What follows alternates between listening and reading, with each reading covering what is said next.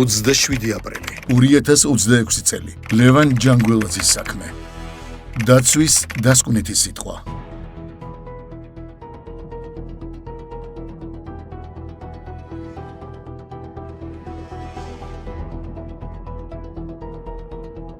პროკურატურა კონკრეტულად ამ სისხლის სამართლის საქმეზე დასკვნით სიტყვაში საბოლოოდ შეჯამებით წარმოადგინა, რაზეც ეყრდნობა მთელი ეს ბრალდების საქმე 6 მოწმე. ამ 6 მოწმედან ჩამონათვალი გავაკეთეთ, ვინ არიან ეს 6 მოწმე.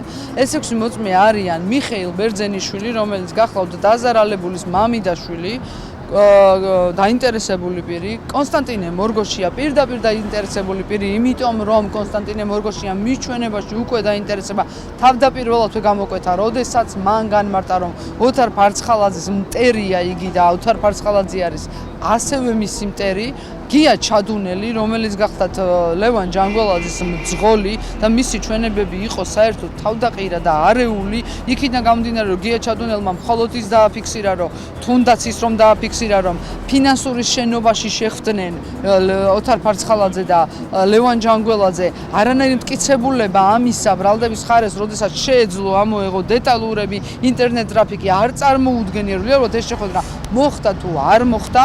გარდა ამისა,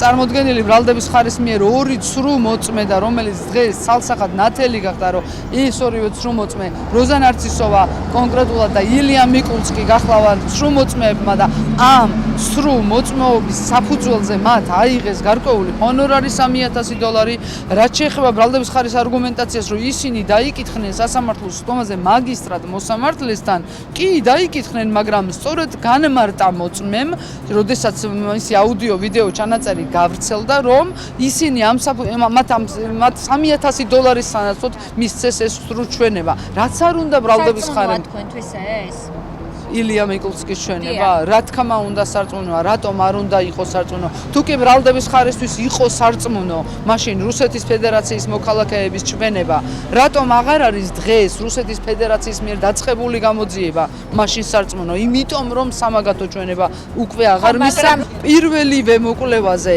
ილია მიკულსკი გამოდის და ფაქტიურად თავიდან ბოლომდე ყვება რა მოხდა რეალურად. როზა ნარცისოვაზე რა სიტყვა? როზა ნარცისოვას ჩვენება მხოლოდ იმიტომ არ არის სარწმუნო, რომ ტელეკომპანია ფორმულაზე გასული ანონსის შემდგომ გამოდის როზა ნარცისოვა უკვე და ეწერება და იდება მისი აუდიო ვიდეო ჩანაწერი რაღაც გარკვეულ ფეიქ აკაუნტზე და მხოლოდ სიუჟეტის მერე აცხადებს ამ ყველაფერს.